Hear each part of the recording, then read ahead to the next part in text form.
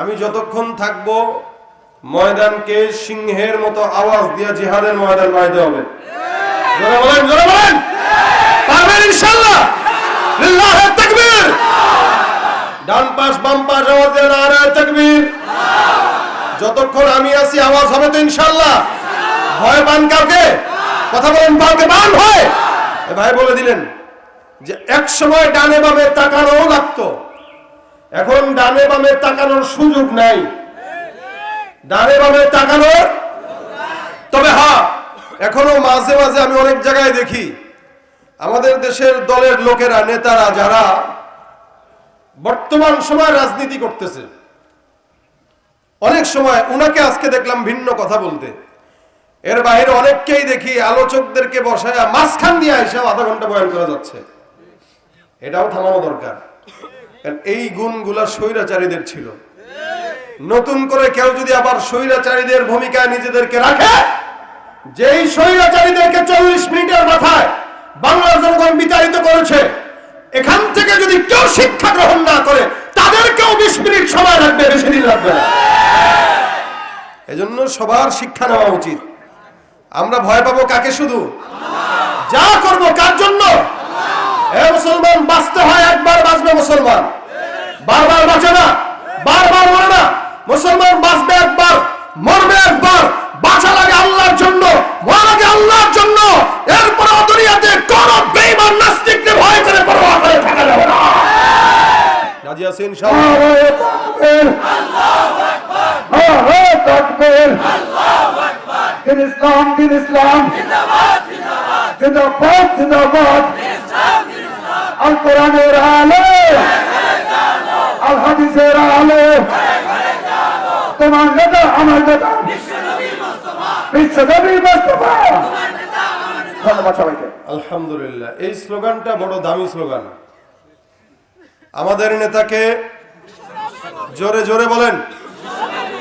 আওয়াজ না দিলে মনে করবো ঘুমাইতেছেন। আওয়াজ দিবেন এমন ভাবে বাহির থেকে সবগুলো লুঙ্গি খুলে যেন দূর মারে। ঠিক আছে? কথা বুঝে না তো জি, আসতে কেন? জোরে বলেন। অনেক মাহফিলে মানুষ আসে চটপটি আর ফুচকা খাইতে, কিন্তু জনগণের আওয়াজের কারণে মনে করে না জানি কি জিহাদ হয়ে যাচ্ছে। ঠিক না? এতক্ষণ আপনারা চুপচাপ খালি এমনি শুনছেন।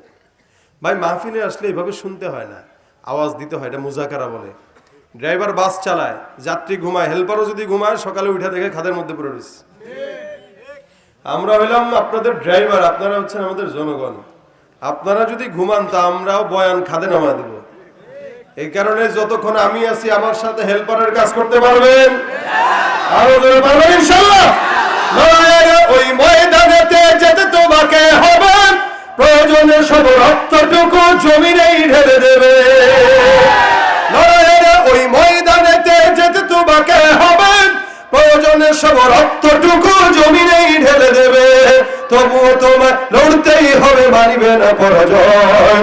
তবুও তোমায় লড়তেই হবে, মানিবে না পরাজয়। বিপ্লব মানে জীবন দেয়া বসে থাকা নয়, সে কোনদিন আসবে না রে করো যদি ভয়। আসবে বিজয় রক্ত আর জীবনের বিনিময়, আসবে বিজয় রক্ত আর জীবনের বিনিময়। বিপ্লব মানে জীবন দেয়া বসে থাকা নয়, সে কোনদিন আসবে না রে করো যদি ভয়। ঠিক কিনা? ভয় পাবো কাকে? আল্লাহর ভয় ঢুকায় দেখ, আল্লাহর ভয় আমাদের দিলে ঢুকায় দেখ। জোরে কয় না রে? কথা বুঝেন না ইনশাআল্লাহ? আলহামদুলিল্লাহ। ভাই মুখতাসার সময় কথা আমরা এমনি আলোচনা কম করি। আমরা বিশ্বাস করি আলোচনা হবে কম, আমল হবে। অনেক সাহাবা একরামরা রাসূলের বয়ান শুনতেন। রাসূল সাল্লাল্লাহু আলাইহি ওয়াসাল্লাম যে ঘন্টার পর ঘন্টা ওয়াজ করতেন এরকম নজির নাই। নবী করিম সাল্লাল্লাহু আলাইহি ওয়াসাল্লাম বয়ান করতেন অল্প, সাহাবারা ঘন্টার পর ঘন্টা রাসূলের বয়ান শোনার জন্য অপেক্ষায় থাকতেন। মসজিদে নববীর ভিতরে এসে অপেক্ষা করতেন। রাসূল সাল্লাল্লাহু আলাইহি ওয়াসাল্লাম পর্দাটা সরায় দেখতেন যে জনগণ আসছে কিনা। আসছে তো রাসূল বের হইতেন, বের হয়ে বলতেন ইত্তাকিল মাহারিমা তাকুনা আবাদান নাস। কখনো বলতেন আখলিস দীনাকা ইয়াকফিকাল আমালুল কলিল। কখনো বলতেন মিফতাহুল জান্নাতিস সালাহ। কখনো বলতেন খায়রুকুম মান তাআল্লামাল কুরআন ওয়া আল্লামা। বললাম আর কি, এক এক সময় এক একটা বয়ান। কখনো 5 সেকেন্ডের, কখনো 1 মিনিটের, কখনো 5 মিনিটের এক একটা ছোট্ট ছোট্ট বয়ান সাহাবা একরামদের জিন্দেগিকে স্বর্ণের জিন্দেগি বানাই দিয়েছে। আর আমাদের বয়ান হয় দীর্ঘ, রাত হয় 12টা 1টা। আরে প্রধান বক্তা থেকে ওয়াজ করতে হবে 3 ঘন্টা, ওয়াজ না করলেই হয়? কি বলেন? ঢাকাতে আইছে ওয়াজ করতে হবে 2 ঘন্টা 3 ঘন্টা, ফজরের নামাজ সব কাজা, বক্তারও কাজা শ্রোতারও কাজা। কি বলেন? মাহফিল কি করি, ওয়াজ করি, শুনি নামাজ ধরার জন্য না ছাড়ার জন্য? আর আপনি যদি চিন্তা করেন আরে রাত 12টা পর্যন্ত ওয়াজ শোনার পরে যদি ফজর পড়তে হতো, ওয়াজ শুনবো কি বলেন? কথা বুঝেন এরা? আসলে নামাজ ধরার জন্য ওয়াজ না ছাড়ার জন্য? যদি ওয়াজ যেই ওয়াজের মাধ্যমে নামাজ ছাড়া লাগে ওটা ওয়াজ না, ওটা আওয়াজ। আমরা আওয়াজ চাই না ওয়াজ চাই? ইন্নাল্লাহা নি'ম্মা ইয়াইযুকুম বি। আল্লাহ বান্দাকে ওয়াজ করেছেন, আল্লাহ নিজে ওয়াজ করেন, নবীদের মাধ্যমে নবীরা সাহাবীদেরকে করেছেন, সাহাবীরা তাবেঈদেরকে করেছেন। এমন করে আজকে আমি আপনাদেরকে ওয়াজ শোনাইতেছি, এটা সিলসিলা নবী পর্যন্ত চলে গেছে। এই ওয়াজ দিয়ে মানুষ বেনামাজি থেকে নামাজি হয়, বদকার থেকে নেককার হয়, চোর থেকে ঈমানদার হয়। কিন্তু যে ওয়াজের মাধ্যমে নামাজি হয় বেনামাজি, ওটা ওয়াজ না, ওটা আওয়াজ। এজন্য ওয়াজ শুনবো, আমল করব। বলেন ইনশাআল্লাহ। এখানে যারা আছেন আমি আপনাদেরকে জিজ্ঞাসা করি, জবাব দেন তো, বলেন তো, একজন মানুষ বুকটা উঁচু করে বলতে পারলে দাঁড়াবেন যে আমি আমার এই জিন্দেগিতে কোনোদিন গুনাহ করি নাই? আছেন কেউ? আমাদের আজকের এই মাহফিলের পীর সাহেব নেসার আহমদ সাহেব, উনিও এসে কি বলতে পারবেন এটা? কথা বুঝেন নাই? আপনারা কেউ পারবেন এটা? যত বড় পীর আসুক পারবে এটা? কারো সাহসও নাই। কিন্তু আফসোস লাগলো, সেদিন একটা ভিডিওতে দেখলাম আব্দুল লতিফ সিদ্দিকী নামে একজন আল্লাহওয়ালা আছেন আমাদের দেশে। উনি এই আল্লাহওয়ালা বলতেছেন, এই আল্লাহওয়ালা এভাবে বলতেছেন, আমি আব্দুল লতিফ সিদ্দিকী জীবনে গুনাহ করি নাই। নাউজুবিল্লাহ কয় না? এই কথা বলাই তো তার গুনাহের আলামত। সে বলতে আমি আব্দুল লতিফ সিদ্দিকী গুনাহ করি নাই, আমি আল্লাহর শুকরিয়া আদায় করি যে আল্লাহ আমাকে নিয়ামত দিয়েছে, কিন্তু আল্লাহর কাছে আমি ক্ষমা প্রার্থী না, কারণ আমি গুনাহই করি নাই, ক্ষমা কেন চাবো? আস্তে কর নাউজুবিল্লাহ, আস্তে কর। আগে হুজুরেরা মোনাজাত করে আল্লাহর কাছে ক্ষমা চায়, আমি ক্ষমাও চাই না, আমিনও কই না। দেখছেন কত বড় বুজুর্গ? এই বুজুর্গকে আমার মনে হয় না 1500 বছর কেউ আসছে। চিন্তা করেন অবস্থা। এই লোকটাই একবার হজের বিরোধিতা করেছিল, আপনাদের মনে আছে কিনা জানি না। কাবার বিরোধিতা করেছিল এই লোক। সেই লোক বলতেছে সে গুনাহ করে না। একটা মানুষের নাফরমান হওয়ার জন্য এতটুকু কথা যথেষ্ট, আর কিছু দরকার নাই। অথচ হযরত ওমর বলতেছেন যে আমার নামটা কি মুমিনের খাতায় না মুনাফিকের খাতায়? আমি টেনশনে, এই শেষ, এই টেনশনে শেষ। ওমর বলতেছেন, ওমরের মতো আমিরুল মুমিনিন বলতেছেন আমার নাম কি মুমিনের খাতায় নাকি মুনাফিকের খাতায়, এই টেনশনে আমি শেষ। আর এই লোক বলে আমি গুনাহই করি নাই। ভাই দেখেন, আল্লাহ পাক বান্দা বানিয়েছেন নবীরা ছাড়া, সাহাবীরা ছাড়া, তাবেঈরা ছাড়া সব বান্দা গুনাহগার। নবীদেরকে আল্লাহ পাক নিষ্পাপ বানিয়েছেন, সুবহানাল্লাহ ওয়া বিহামদিহি। সাহাবীরাও নিষ্পাপ, আল্লাহ পাক তাদেরকে মাফ করে দিয়েছেন। সুতরাং তাদের কোনো গুনাহ, রাদিয়াল্লাহু আনহুম ওয়া রাদু আন। সাহাবীরাও আল্লাহর প্রতি সন্তুষ্ট, আমার আল্লাহ তাদের উপরে সন্তুষ্ট। সুবহানাল্লাহ। কইতে কষ্ট হয়? সুবহানাল্লাহ জোরে কোন। যেই ব্যক্তিরা আমার আল্লাহ পাকের উপরে সন্তুষ্ট, আমার আল্লাহ যাদের উপরে সন্তুষ্ট তারা জান্নাতের কাফেলা। সাহাবীদের পরে তাবেঈ, রাসূল সাল্লাল্লাহু আলাইহি ওয়াসাল্লাম বলেন এই তাবেঈদেরকেও আমার আল্লাহ পাক রব্বুল আলামিন নিজে গুণে ক্ষমা করে দিয়েছেন। এরপরে যতগুলো ঈমানদার আছে, যত বান্দা আছে, সব বান্দাদের গুনাহ, জামানার মধ্যে যত মানুষ আছে এই পর্যন্ত প্রত্যেকটা বান্দা গুনাহগার। কেউ বলতে পারবে না আমার গুনাহ নাই। কম আর বেশ সমাজের পরিস্থিতি আর লোকের উপরে ভিত্তি করে বান্দা গুনাহ হয়। তবে মনে রাখবেন, তাবেঈদের জামানার পর থেকে নিয়ে আজ পর্যন্ত যত মানুষ আসছেন, তাবেঈ, তাবেঈ যারা আছে, ইমাম মুজতাহিদিন যারা আছে, ওই সমস্ত আল্লাহর বান্দারা আমাদের চাইতে হাজার হাজার কোটি কোটি গুণে বেশি আল্লাহওয়ালা। তাদের গুনাহ নাই বললেই চলে, কারণ তারা দুনিয়ার ফিতনা দেখেই নাই আমরা যেটা দেখতেছি। 2024 সালের ফিতনা বেশি নাকি 2000 সালের ফিতনা বেশি? হ্যাঁ, 24-এর ফিতনা বেশি। 2024-এর ফিতনা বেশি নাকি 90 সালের ফিতনা বেশি? বলো অবশ্যই 24-এর ফিতনা বেশি। আবার 2000 সালের ফিতনা বেশি নাকি 80 সালের ফিতনা বেশি? অবশ্যই 2000 সালের ফিতনা বেশি। আমার আল্লাহ পাক ডাক দেয়া বলেন, ওয়াস-সাবিকুন আস-সাবিকুন ওয়াস-সাবিকুন আস-সাবিকুন উলাইকাল মুকাররাবুন ফি জান্নাতিন নাঈম সুল্লাতুম মিনাল আউয়ালিন ওয়া কলিলুম মিনাল আখিরিন। আমার আল্লাহ পাক রব্বুল আলামিন বলেন, জামানা যত অতীতে মানুষ তত আল্লাহর নিকটে। সুবহানাল্লাহ। জামানা যত রাসূলের নিকটে মানুষ তত জান্নাতের নিকটে। জামানা যত রাসূলের নিকটে মানুষ তত আল্লাহর নিকটে। জামানা যত রাসূল থেকে দূরে মানুষ তত জান্নাত জাহান্নামের নিকটে। জামানা যত রাসূল থেকে দূরে মানুষ তত ফিতনার নিকটে। এ মুসলমান খুব বুঝবেন কথাটা। রাসূল সাল্লাল্লাহু আলাইহি ওয়াসাল্লাম বিদায় হয়ে গেছে ১৫০০ বছর প্রায়। এই ১৫০০ বছর এই বর্তমান জামানায় আজকে যে সন্তানটা জন্মগ্রহণ করলো, বলেন তো 30 বছর আগে যে সন্তানটা জন্মগ্রহণ করলো, ওই 30 বছর আগের সন্তানটা রাসূল থেকে একটু নিকটে। 30 বছর পরে যে সন্তান জন্মগ্রহণ করেছে সে রাসূল থেকে 30 বছর পিছনে, ঠিক কিনা? 30 বছর আগের সন্তান আর 30 বছরের পরের সন্তান পার্থক্য আছে, এক না। আজকের সন্তানটা আগামীকালের সন্তানের চেয়ে একদিন হলেও পয়গম্বরের নিকটে, আবার কালকের সন্তানটা তার পরের দিনের সন্তান থেকে একদিন হলেও নবীর নিকটে। আমার আল্লাহ ডাক দেয়া বলেন, যেই বান্দা যত পয়গম্বরের নিকটে ওই বান্দা আল্লাহর তত নিকটে। এ ভাইরা আমার, এই কারণে অতীতে যায় দিন ভালো আসে দিন খারাপ। গ্রামের একটা প্রবাদ আছে না, যায় দিন ভালো আসে দিন খারাপ। যদিও আমাদের দেশে কিছু ইমানদার মুসলমান আছে যারা আকাবিরদেরকে গালি দেয়, আল্লাহওয়ালা বুজুর্গানে দিনদেরকে গালি দেয়। এরা বলে ইসলাম নাকি বুজুর্গানে দিনরা বোঝে নাই। মনে রাখবেন, আমাদের আকে যারা দুনিয়ার জমিন থেকে বিদায় হয়েছে তারা আপনার কথা অনুযায়ী ইসলাম যদিও কম বুঝছে কিন্তু জান্নাত ঠিকই বুঝে গেছে। আর আমরা পড়ালেখা অনেক জানি, যারা যত পড়ালেখা বাড়তেছে তত জাহান্নামের দিকে মানুষ যাইতেছে আর অমানুষ হইতেছে।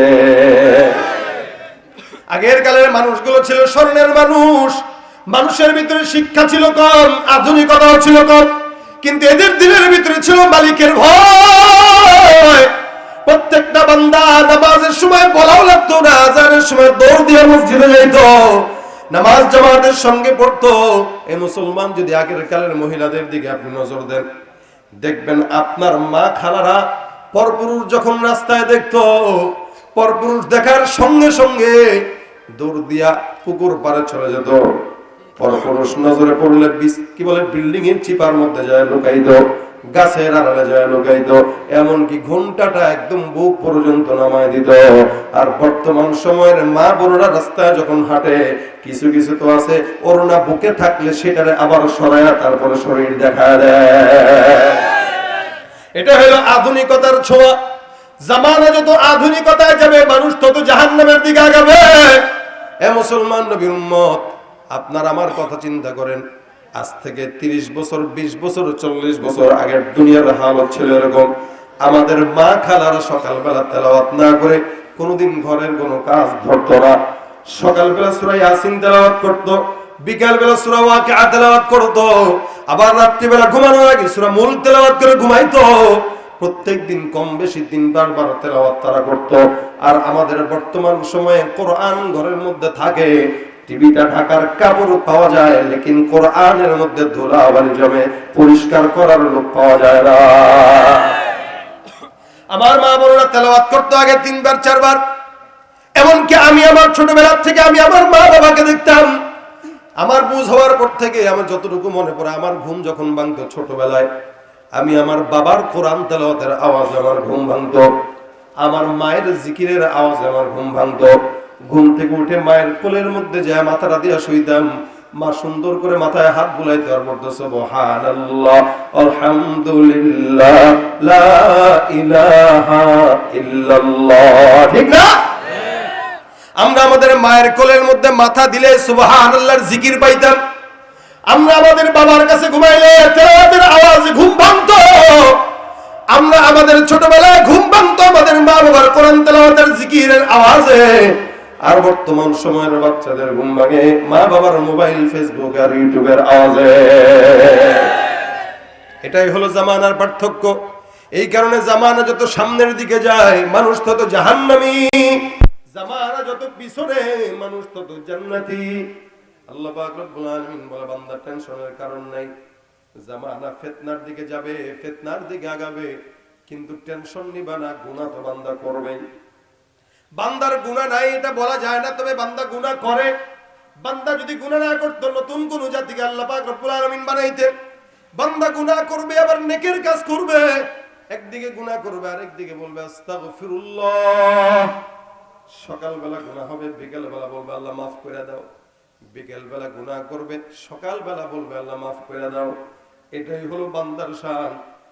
যত বেশি গুনাহই হোক না কেন, আমার আল্লাহ বলে বান্দা এই গুনার বোঝা মাথায় নিয়ে একবারের জন্য কেউ যদি ইস্তেগফার করো, আমি আল্লাহ সব গুনাহের ভুল আমি আল্লাহ বলে মাফ করে দিব।